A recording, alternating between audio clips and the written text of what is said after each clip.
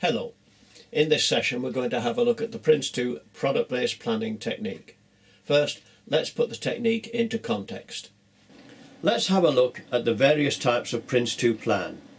First, the project plan, created in the initiating a project stage. Stage plans are created as part of managing a stage boundary.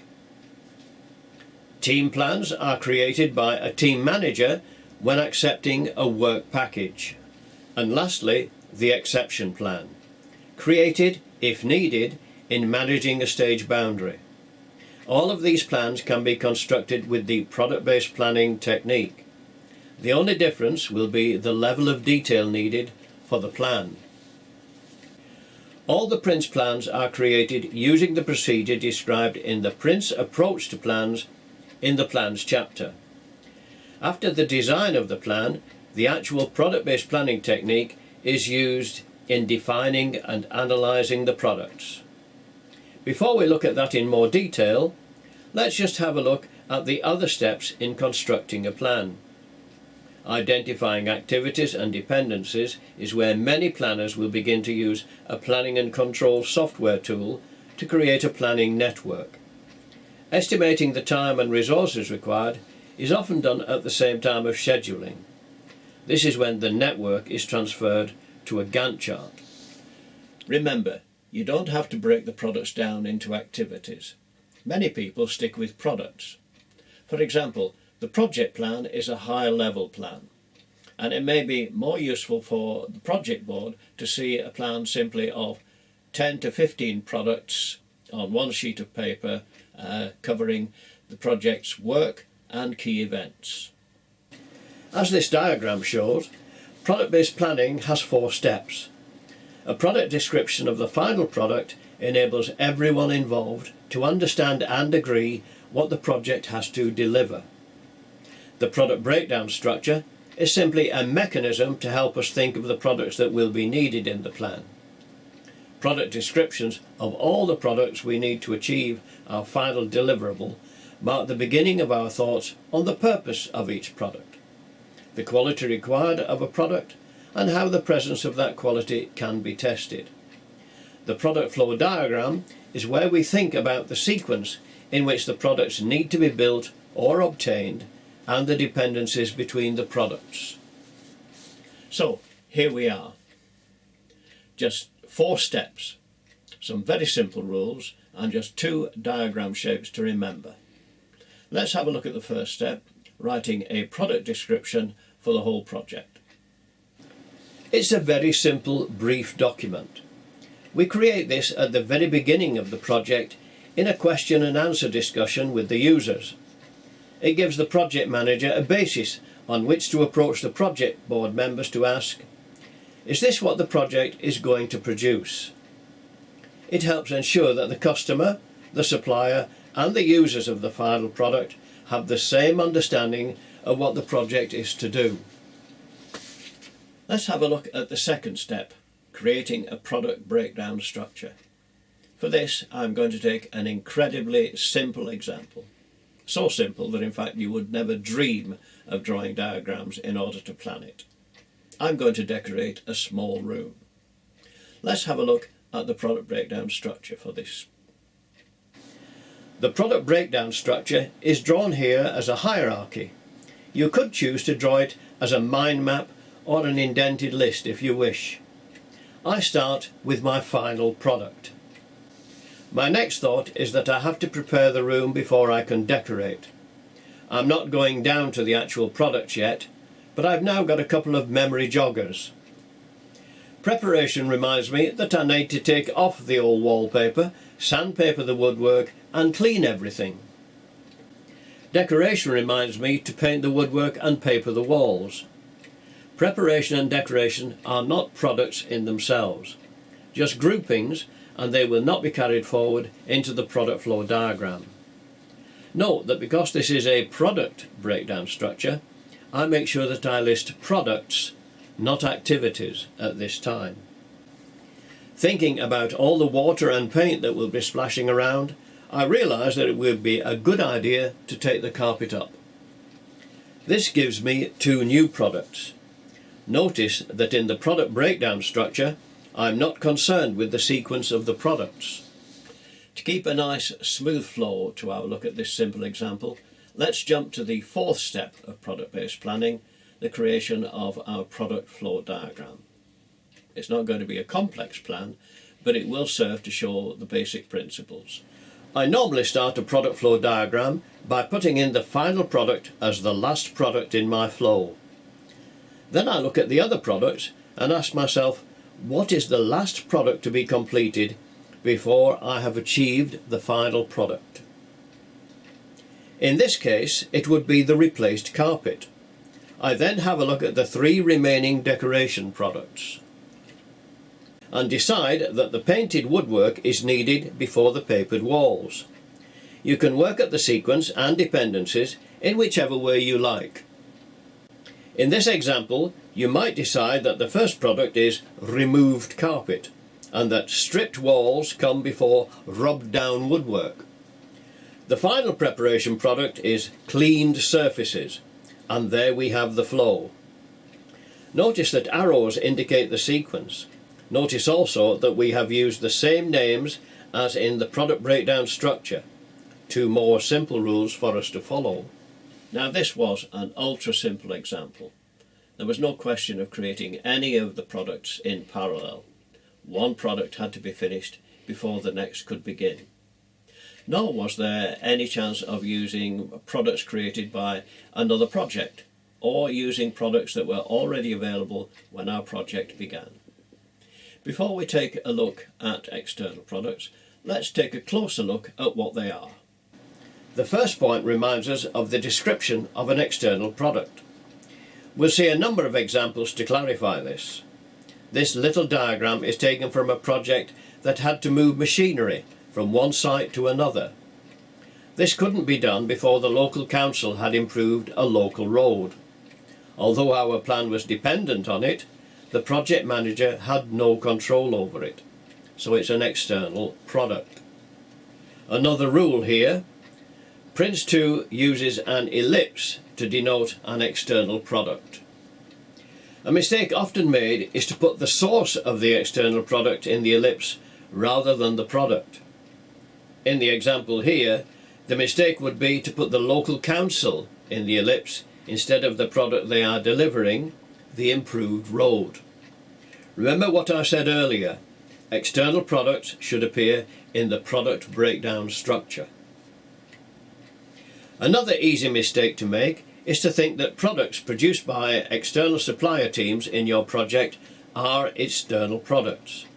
For example, if you were to hire a painter to hang the wallpaper in your room, this would still be a product created in your project. If you use an external supplier to create a product for you, and the relationship is that you are the project manager, and the external supplier is represented by a team manager, who in Prince 2 terms reports to you, and has to agree the work package with you, that product is a product of your project. It is not an external product. Let's have another look at a very simple example containing external products. I'm going to make a cup of tea. What could be simpler? Boil some water in a kettle, pour the boiling water over tea in the teapot, add some milk and sugar to the cup,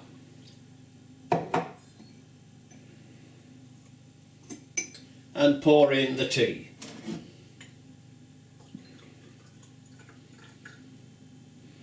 And stir.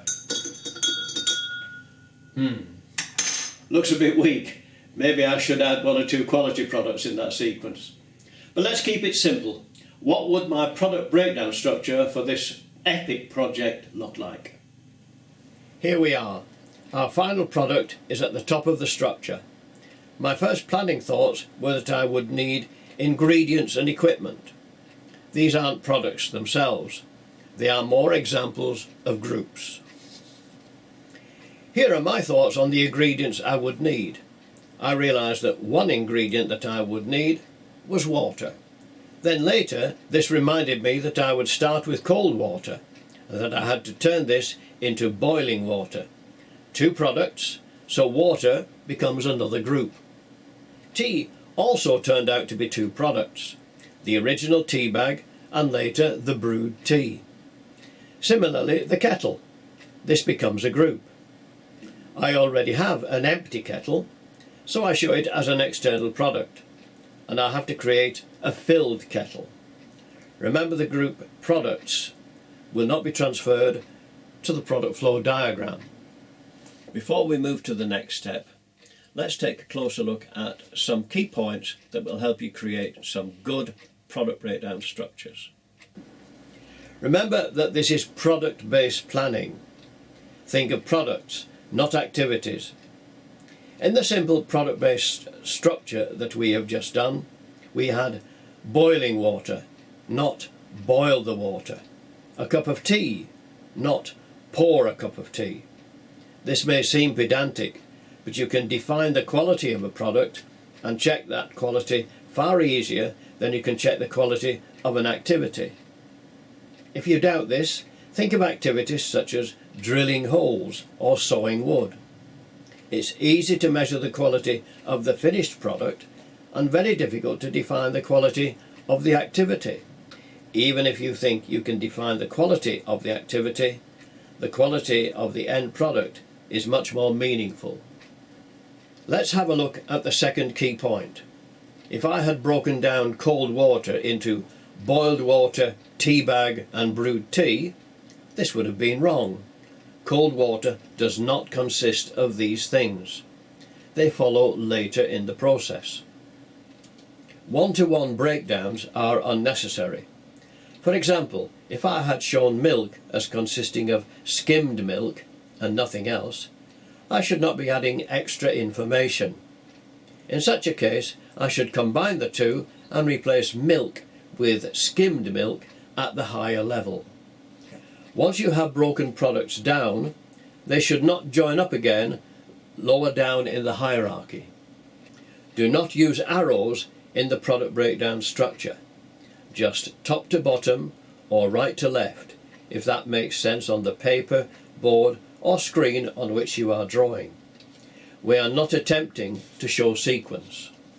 When do you stop breaking products down? When you have reached the level at which you can estimate effort. When you have reached the level suitable for the purpose of the plan.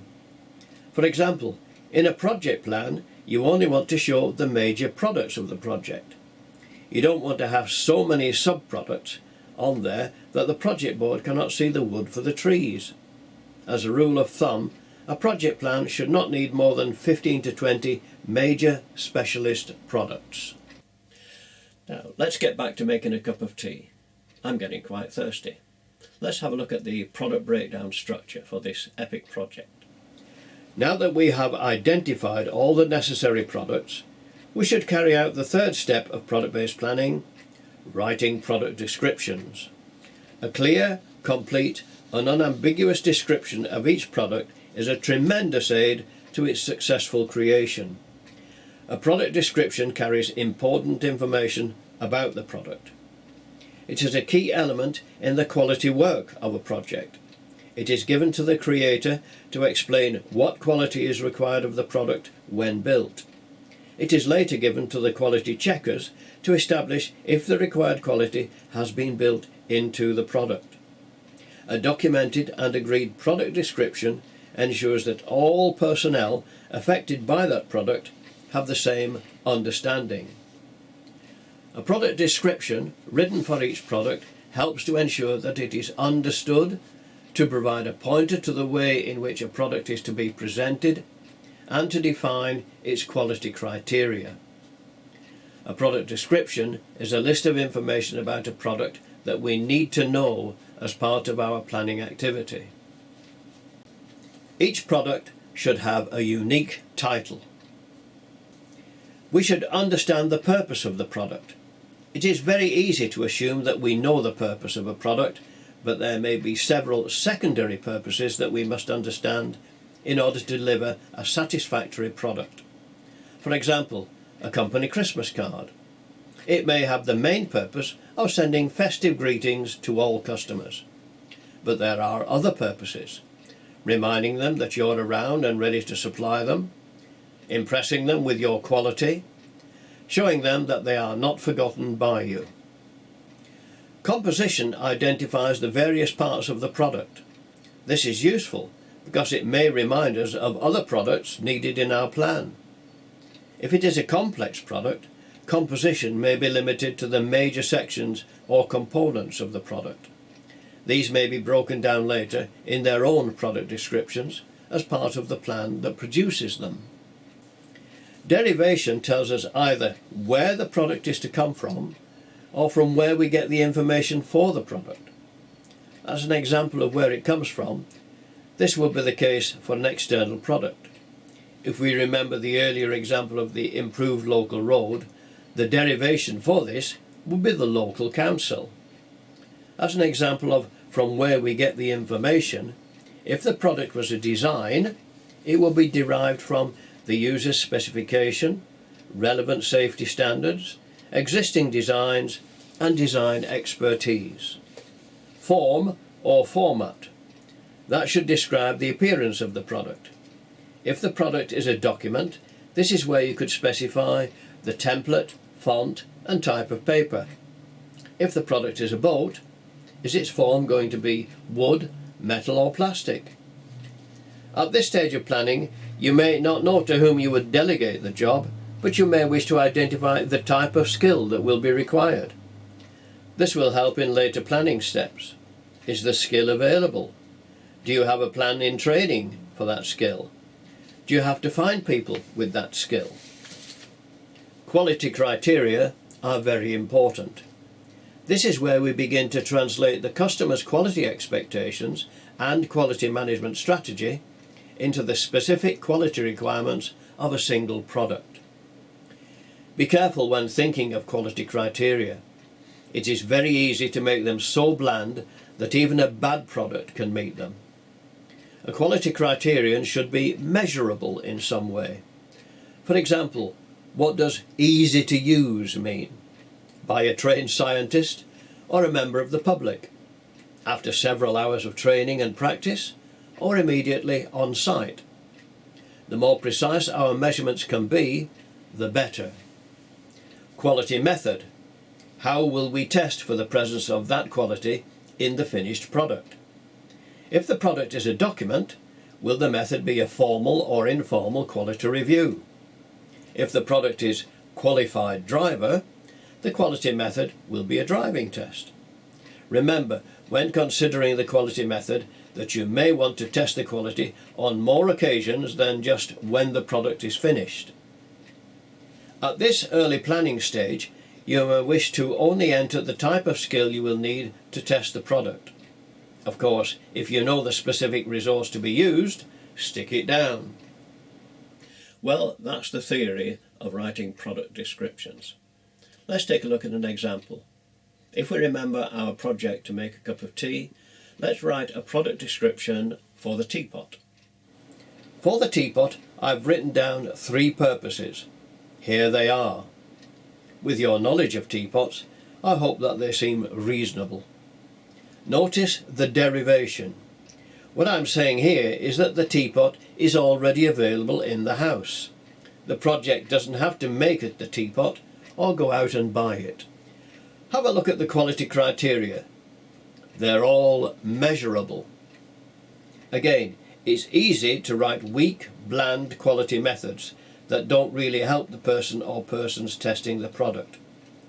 Here are some examples of good quality methods for the teapot.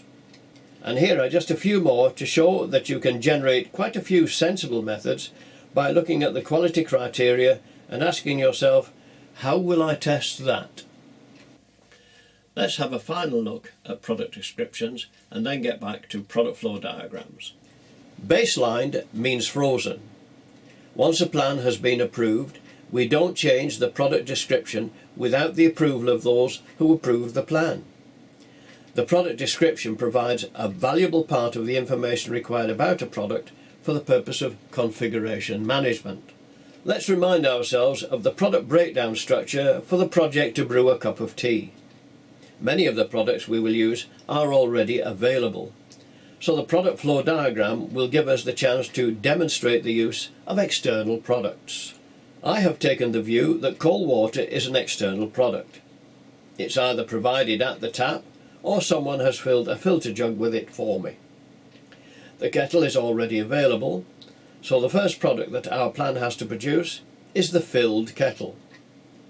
After the boiling water, we use two other external products, the teapot and the tea bag, to create the brewed tea. We then use another 3 external products to end up with a cup of tea. Now maybe at this stage of planning I realise that I have forgotten another external product, a teaspoon. So let's add it.